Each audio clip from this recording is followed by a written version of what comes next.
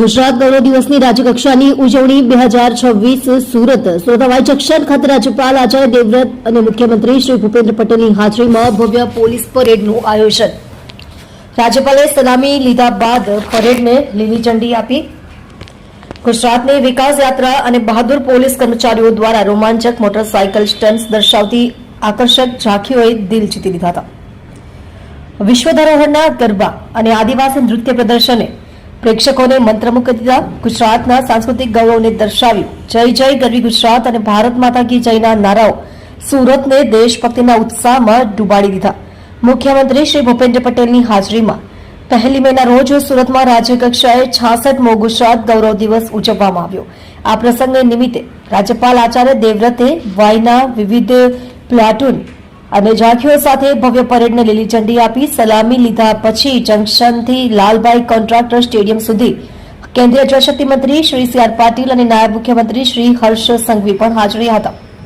હિંમત, સેવા અને બહાદુરને સમર્પિત આ ઐતિહાસિક પરેડમાં ગુજરાત પોલીસની 18 પ્લાટૂનની 750થી વધુ જવાનોએ ભાગ ભજવ્યો હતો। ગુજરાતના વિકાસ અને પોલીસ કર્મચારીઓ દ્વારા રોમાંચક મોટરસાયકલ સ્ટન્ટ્સ દર્શાવતી આકર્ષક ઝાંખીઓએ પ્રેક્ષકોને મંત્રમુગ્ધ દીધા હતા। આઈપીએસ અધિકારી ડોક્ટર નવીન ચક્રવર્તીએ પરેડનું નેતૃત્વ કર્યું હતું। મુખ્યમંત્રી અને અન્ય લોકોએ સાથે મળીને વંદે માતરમ ગાયું હતું। ગરબા અને આદિવાસી નૃત્યોના સાંસ્કૃતિક પ્રદર્શનનો સૌએ આનંદ માણ્યો હતો। સુરતના નાગરિકોએ તાળીઓના ગડગડાટથી પોલીસ અને કલાકારોને વધાવી લીધા હતા।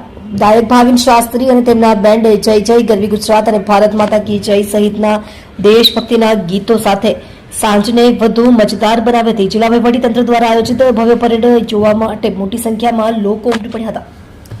આ પ્રસંગે નાણામંત્રી શ્રી કનુભાઈ દેસાઈ, ઉર્જામંત્રી શ્રી ઋષિકેશ પટેલ, કૃષિમંત્રી શ્રી જીતુભાઈ વાઘાણી, વન અને પર્યાવરણ મંત્રી શ્રી અર્જુનભાઈ મોટવાડિયા, આરોગ્ય રાજ્યમંત્રી શ્રી પ્રફુલભાઈ પાનછરિયા, વિધાનસભાના ઉપાધ્યક્ષ શ્રી પૂર્ણેશ મોદી, સંસદ સભ્ય મુકેશ દલાલ, ધારાસભ્યો અરવિંદ રાણા, મોહન ડોડિયા, સંદીપ દેસાઈ, મુકેશ પટેલ, સંગીતા પાટીલ, મુખ્ય સચિવ એમ.કે. દાસ સહિત અને પ્રસારણ વિભાગના સચિવ ડોક્ટર વિક્રાંત પાંડે, રાજ્ય પોલીસ વડા ડોક્ટર કે.એલ.એન. રાવ, જિલ્લા પ્રભારી અને શ્રીમતી શાલિની અગ્રવાલ, જિલ્લા collector doctor Saurabh Parki, police commissioner Upamsingh Gehlot અને મ્યુનિસિપલ કમિશનર એમ. રાગરાજન સહિત અનેક વરિષ્ઠ અધિકારીઓ હાજર રહ્યા હતા।